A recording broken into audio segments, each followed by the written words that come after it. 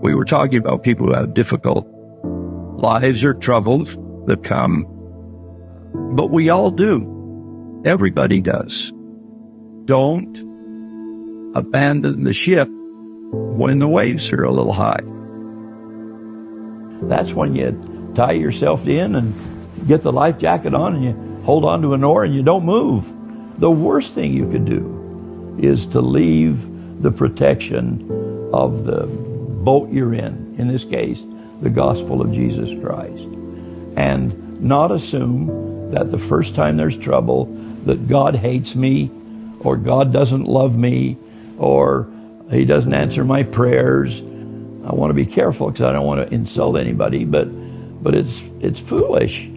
Talk to the Savior about continuity, about His giving up.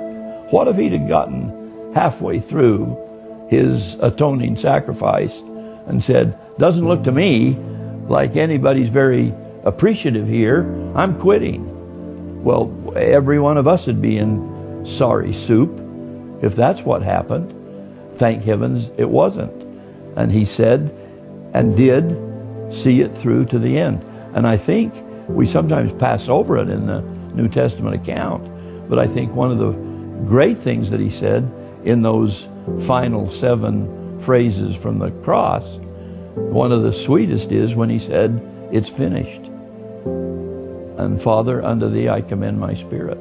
Well, I'm grateful that He was able to finish it. I'm grateful that for my sake and yours and everybody we know and our children and our children's children, that He was able to see that through.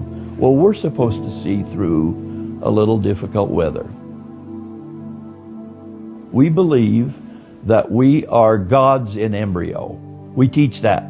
We believe that because it's in the Scriptures. But how does that happen? What's the mechanics of that? On the morning of the first resurrection, does the coffin open and somebody jumps out and says, I'm here, Lord, give me a universe? Well, I don't think so. I think, like everything else, it's line upon line and precept upon precept. We get to practice. We get to practice.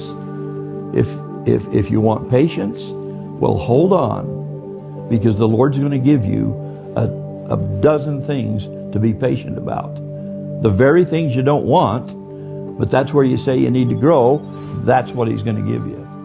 If you say, I want to be long-suffering, it's just that I don't want to suffer, and I don't want it to be for very long, but I'm really for long-suffering. Well, that just isn't the way it works.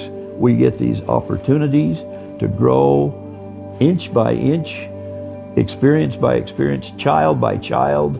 We just get a chance to begin to work on those and tick those off until we hope we have some mastery.